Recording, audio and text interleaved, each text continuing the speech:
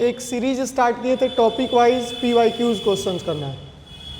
उसमें का जो तीसरा टॉपिक है, इंपॉर्टेंट टॉपिक है, वो है डिस्प्लेसमेंट रिएक्शन और double displacement reaction. Displacement reaction से भी क्वेश्चन पूछे गए हैं और डबल डिस्प्लेसमेंट रिएक्शन से भी क्वेश्चन पूछे गए हैं। कैसे क्वेश्चंस पूछे गए हैं उसको बताएंगे, लेकिन पहले जो टॉपिक है उसको डिस्कस कर लेते हैं अच्छे से। इसी में सारे क्वेश्चंस इन्वॉल्व होंगे, मतलब कि मोस्टली जो क्वेश्चंस आएंगे इस, अब तो ऐसा है नहीं कि लिखा लिखा है क्वेश्चन पूछ दे बोर्ड, ऐसा नहीं होता है। तो जो क्वेश्चन होगा उसमें का कंसेप्ट इस पे जरूर डिस्कस होगा। देखते हैं, सबसे पहले अगर डिस्प्लेसमेंट रिएक्शन दे दे आपके सामने, ऐसे भी CBSE बोर्ड में क्वेश्चन आता है, डिफाइन डिस्प्लेसमेंट रिएक्शन या double displacement reaction, list some differences between them, give a chemical equation to represent double displacement reaction और डिस्प्लेसमेंट रिएक्शन, ऐसे करके। तो वो सारे बात इसमें इन्वॉल्व होंगे। पहले देखिए, अगर डिस्प्लेसमेंट रिएक्शन का डेफिनेशन, तो ये एक ऐसा रिएक्शन का टाइप होता है जिसमें एक ज़्यादा रिएक्टिव एलिमेंट एक कम रिएक्टिव एलिमेंट को रिप्लेस कर देता है, उसका जगह ले लेता है। अब धीरे से पढ़ेंगे, धीरे धीरे पढ़ेंगे तो काम चलेगा नहीं, थोड़ा सा फास्ट चलना पड़ेगा हम लोग को। तो एक ऐसे टाइप का रिएक्शन जिसमें एक ज़्यादा रिएक्टिव, जो ज़्यादा क्रियाशील धातु होता है, ज़्यादा रिएक्शन करने वाला जो मेटल होता है, वो एक कम रिएक्शन करने वाले मेटल को रिप्लेस कर दे, उसका जगह ले ले किसी एक कंपाउंड से, तो उस तरह के रिएक्शन को हम लोग कहते हैं डिस्प्लेसमेंट रिएक्शन। जैसे यहाँ पे एक A है, एक ये एलिमेंट है और यहाँ पे एक कंपाउंड है। तो A है मोर रिएक्टिव, किसके तुलना में? मोर रिएक्टिव मेटल है, किसके तुलना में? B के तुलना में। ये क्या है? लेस रिएक्टिव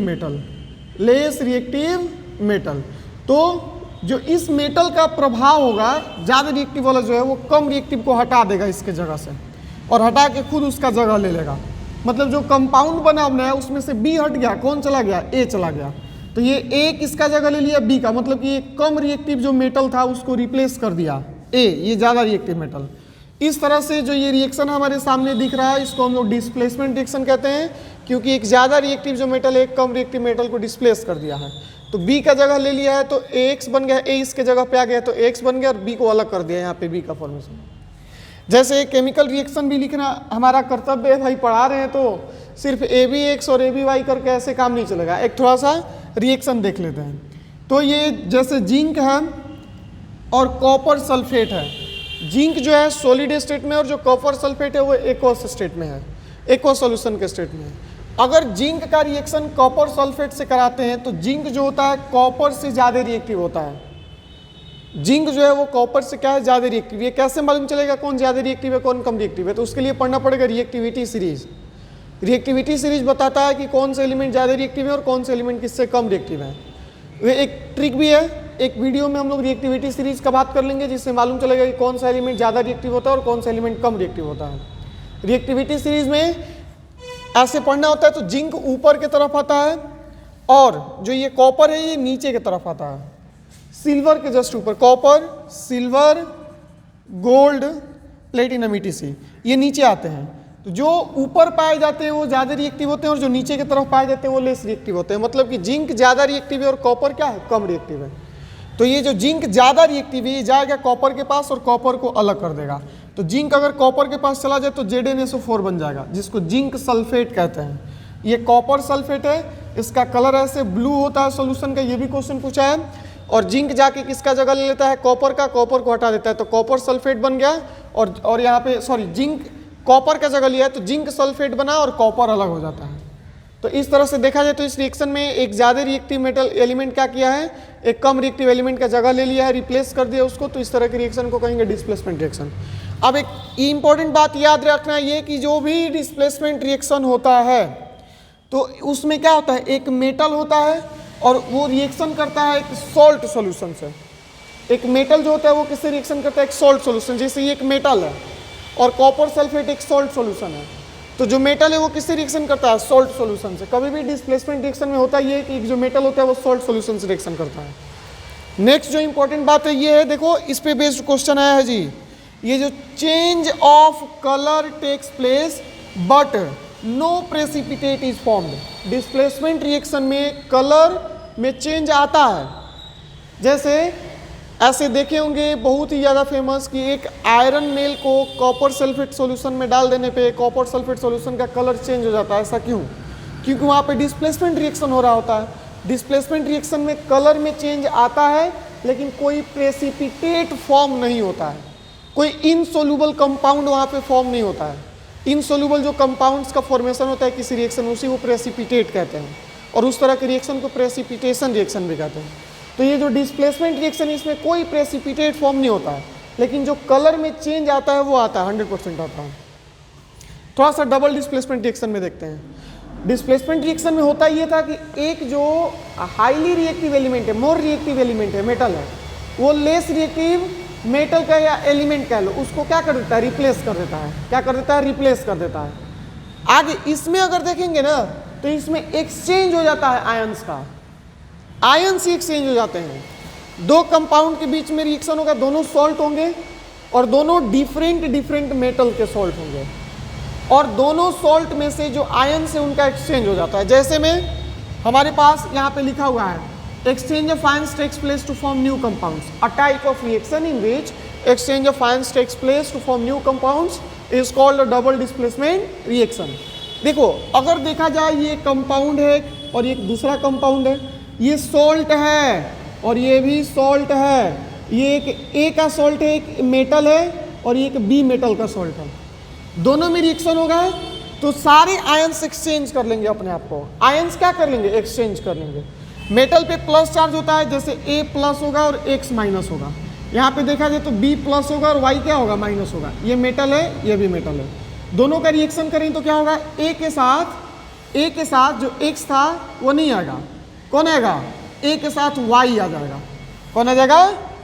Y आ जाएगा। हम यहाँ पे B लिख दिए जी, गलत लिख देंगे। यहाँ पे A Y हो जाएगा और यहाँ पे B X हो जाएगा। क्या हो जाएगा? B X हो जाएगा, B X हो जाएगा। देखते हैं तो यहाँ पे आयंस एक्सचेंज हो जाएंगे, आयंस एक्सचेंज हो जाएंगे। ये A प्लस वाले के पास आ जाएगा ये Y माइनस वाला, और B प्लस वाले के पास चला जाएगा X माइनस वाला। देखते हैं नीचे, जैसे सोडियम सल्फेट दिया है, Na पे प्लस का चार्ज होता है, SO4 पे माइनस का चार्ज होता है। ये बैरियम क्लोराइड दिया है, ये दोनों एक्वस स्टेट में है, तो Ba पे प्लस चार्ज होता है और Cl पे माइनस चार्ज होता है। अब होता ये है कि उधर का जो Ba है, Ba प्लस वाला है, ये SO4 माइनस वाला, उधर का प्लस वाला इधर के माइनस वाले में आ गया है, आयंस का एक्सचेंज हो रहा है। और उधर देखेंगे, उधर जो Cl था उसके पास कौन सा चला गया? ये Na चला गया, इधर का प्लस वाला, ये प्लस ये माइनस, ये प्लस ये माइनस, तो ये प्लस वाला इस माइनस के साथ आया है और ये माइनस वाला इस प्लस के साथ आया, मतलब कि एक्सचेंज ऑफ आयंस हुए हैं। तो जिस रिएक्शन में एक्सचेंज ऑफ आयंस हो उस रिएक्शन को हम लोग कहते हैं डबल डिस्प्लेसमेंट रिएक्शन। डिस्प्लेसमेंट में बस एक एलिमेंट होगा और एक कंपाउंड होगा, ऐसे भी पहचानने का तरीका, एक एलिमेंट होगा एक कंपाउंड होगा। और डबल डिस्प्लेसमेंट में दोनों कंपाउंड होंगे और सॉल्ट के क्या होंगे? सॉल्यूशन होंगे। और एक मतलब दोनों सेम मेटल के सॉल्ट नहीं होंगे, यहाँ पे कोई और मेटल होगा, यहाँ पे कोई और मेटल होगा। आगे चलते हैं, आगे देखें तो लिखा है salt solutions of two different metals, salt solutions of two different metals react with each other, जो ऊपर समझा रहे थे। इसमें क्या होता है? इसमें दो अलग अलग मेटल्स के सॉल्ट सॉल्यूशन के बीच में रिएक्शन होता है। इसमें क्या होता है? इसमें एक मेटल होता है और एक सॉल्ट सॉल्यूशन होता है, इसमें दोनों सॉल्ट सॉल्यूशन होता है, दोनों अलग अलग मेटल का सॉल्ट सॉल्यूशन होता है। आगे देखते हैं, जैसे ये भी सॉल्ट है, ये भी सॉल्ट है, ये किस मेटल का है? ये सोडियम मेटल का है, और ये किस मेटल का? ये बैरियम मेटल का है। दोनों अलग अलग मेटल के क्या है? सॉल्ट सॉल्यूशन है।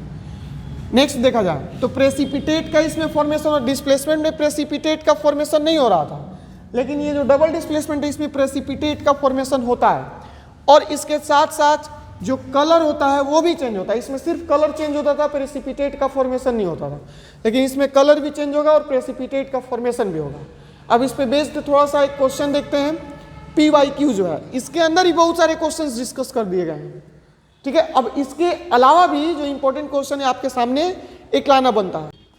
जैसे एक क्वेश्चन था हमारे पास, ऐसे क्वेश्चन था और इसके 4 ऑप्शंस दिए गए हैं, 4 ऑप्शंस दिए गए थे, उनमें से बताना था कौन सा ऑप्शन सही है। पहले समझ लेते हैं इसको, अभी जो पढ़े हैं हम लोग।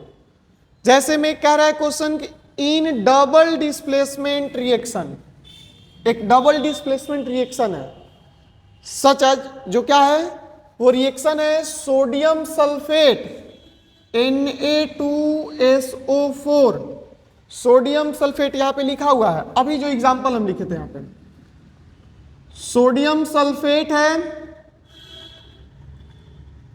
और बैरियम क्लोराइड है, such as reaction between sodium sulphate solution and barium chloride solution.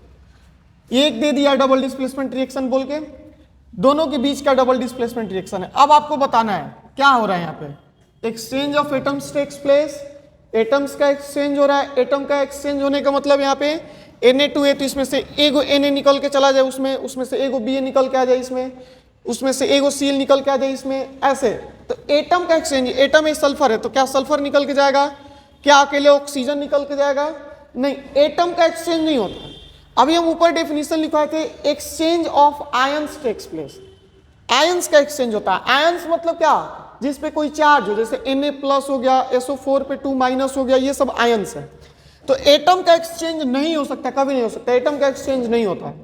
Double displacement reaction में एटम्स का एक्सचेंज नहीं होता है। किसका एक्सचेंज होता है, exchange of ions takes place, ions का एक्सचेंज होता है। तो दूसरा ऑप्शन सही है। इसके अलावा देखते हैं जो सी ऑप्शन है, ए प्रेसिपिटेट इज प्रोड्यूस्ड, कह रहे कि एक प्रेसिपिटेट भी बनता है। क्या प्रेसिपिटेट का फॉर्मेशन होता है क्या, तो हम लोग लिखे हैं साफ साफ यहाँ पे कि precipitate is formed in double displacement reaction. Double displacement reaction में प्रेसिपिटेट का भी फॉर्मेशन होता है और कलर का भी चेंज होता है। तो यहाँ पे प्रेसिपिटेट का फॉर्मेशन होता है, मतलब कि एक इनसोल्युबल सॉल्ट बनता है जो घुल नहीं सकता, घुलनशील नहीं होता अलग से, ठीक है। तो प्रेसिपिटेट का भी फॉर्मेशन होता है, मतलब कि सी भी सही है। आगे देखते हैं, कह रहे हैं कि an insoluble salt is produced, वो इनसोल्युबल सॉल्ट ही तो प्रेसिपिटेट होता है, तो ऑप्शन नंबर डी भी सही है। मतलब कि हमारा ए बी नहीं, बी सी और डी, ये तीनों ऑप्शन हमारे सही हैं। इसमें आपको ऑप्शन देगा, only option 1 is option A correct, only option B is correct, B and C is correct, B C and D is correct. तो बी सी और डी तीनों का तीनों सही है। और इसके बारे में क्वेश्चंस की बात करें तो जैसे आपके सामने कोई भी क्वेश्चन आ जाए जिसमें लग रहा हो कि कलर का चेंज आ रहा है, कलर चेंज हो रहा है, तो मतलब कि 70-80% चांस है कि वो डिस्प्लेसमेंट रिएक्शन हो रहा है वहां पे, और बहुत कम चांस है कि वहां पे डबल डिस्प्लेसमेंट रिएक्शन हो। जैसे एक एग्जाम्पल आपके सामने क्वेश्चन बहुत ही अच्छा कहता है कि अगर आयरन नेल को कॉपर सल्फेट के सॉल्यूशन में डाला जाए तो इस सॉल्यूशन का कलर चेंज हो जाता है। क्यों कलर चेंज हो जाता है, कलर क्या हो जाता है, चेंज हो जाता है, ऐसा क्यों। तो यहां पे आयरन नेल है, इसका मतलब क्या है, आयरन है Fe है, और यहां पे CuSO4 है, ठीक है ना। यहां पे आयरन नेल कहने का मतलब आयरन है, Fe है, CuSO4। अब आप अगर देखेंगे रिएक्टिविटी सीरीज को तो आपको दिखेगा कि Fe जो आता है ऊपर आता है। Please stop calling me a careless zebra, instead learning how copper shapes gold silver and platinum, silver gold and platinum. ये रिएक्टिविटी सीरीज याद करने का एक तरीका है, उसको सीखेंगे हम लोग। आगे के एक वीडियो में हम लोग रिएक्टिविटी सीरीज पढ़ लेंगे। तो यहाँ पे आयरन जो है ऊपर पाया जाता है और कॉपर उसके नीचे पाया जाता है। तो ऊपर पाया जाने वाला ज्यादा रिएक्टिव होता है, नीचे पाया जाने वाला कम रिएक्टिव होता है। मतलब कॉपर कम रिएक्टिव है आयरन से, तो आयरन उसको बक्सेगा नहीं बाबू, इसके पास ताकत कम है, इसके पास ताकत क्या है, ज्यादा है। तो ये जाएगा कॉपर के पास और कॉपर का जगह ले लेगा, तो कॉपर की जगह पे Fe आ जाएगा और SO4 है, और कॉपर को अलग कर देगा, Cu अलग हो जाएगा। तो यहाँ पे क्योंकि डिस्प्लेसमेंट रिएक्शन होता है और जहां डिस्प्लेसमेंट रिएक्शन होता है वहां पे कलर में चेंज आता है। तो due to displacement reaction between iron nail and copper sulphate solution, iron is more reactive and replaces copper from copper sulfate solution, that's why the color of copper sulfate solution gets changed। इसके वजह से जो हमारा copper sulphate का solution होता है वो change हो जाता है, क्योंकि यहाँ पे डिस्प्लेसमेंट रिएक्शन हुआ है, ठीक है। तो ये डबल डिस्प्लेसमेंट रिएक्शन और डिस्प्लेसमेंट रिएक्शन के बारे में इतना बात आपको 100% मालूम होना चाहिए। इस टॉपिक से अच्छे क्वेश्चन आते हैं और बार बार क्वेश्चन आते हैं, तो ये क्लियर रखना है।